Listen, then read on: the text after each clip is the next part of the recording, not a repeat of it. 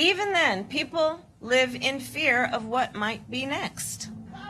Because Republicans in Congress are now calling for a nationwide abortion ban. Some even from the moment of conception. The right of every woman in every state in this country to make decisions about her own body is on the line. And I've said it before and I will say it again. How dare they? How dare they? So is Vice President Kamala Harris railing against efforts in Washington and in Republican-led states to restrict abortion.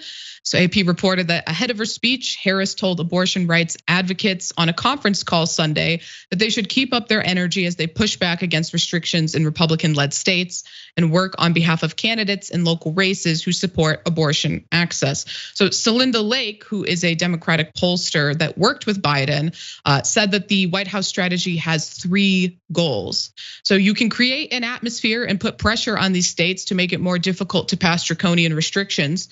You can set up the contrast for 2024, and you can use this as a major motivator for people to turn out to vote. So while Biden released a statement on the 50th anniversary of the decision, there are concerns that Biden and his administration have exhausted their options for executive action. And I'll just say this, that I am frustrated with the Biden administration's reticence to use the word abortion. We've seen this for decades now within the Democratic Party. Obama said that it should be safe, legal, and rare. That type of language surrounding abortion only further stands to stigmatize it. So I'll be honest, I'm tired of women's health or women's reproductive health. Call it what it is. It's abortion, and it's not a dirty word. Dan?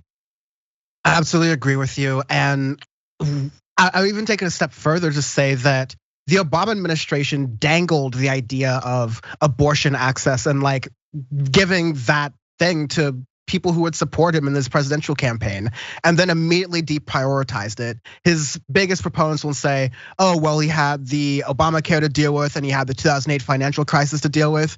But you have to walk and chew gum at the same time. These are lives and laws that are at stake that, again, it's ridiculous. We've covered earlier on the show where Republicans love to pick and choose which laws, which times they want to put on their constitutional originalist hat, and what time they want to put on their, well, yeah, let's just do what we want to kind of hat, which is more times it definitely should be. But this is one of those moments where they're perfectly fine taking rights away. They're perfectly fine with the government stepping in to people's lives, as long as it fits their like theocratic agenda, which is, yeah, it's scary. We need to continue fighting against it because that overall like possibility of getting that nationwide abortion ban, it's much closer to reality than definitely should be possible.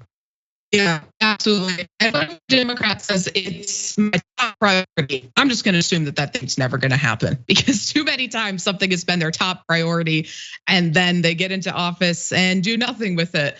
But when it comes to Joe Biden specifically, I do have some anxiety around his willingness to do anything to protect abortion in this country because he's seen that it didn't hurt him in the midterms as much as he thought it would. He didn't take in language, sure, he took a hard stance against Republicans outlawing abortion in these states. But like I said earlier, the actions that he actually took were limited. The very few that he took were limited. So now that he's seen that it didn't necessarily hurt the Democrats, I don't have a lot of hope that he's gonna be doing a lot leading up to the 2024 election. I'm sure he'll be talking a lot about it, but I don't know if he'll be taking a lot of action.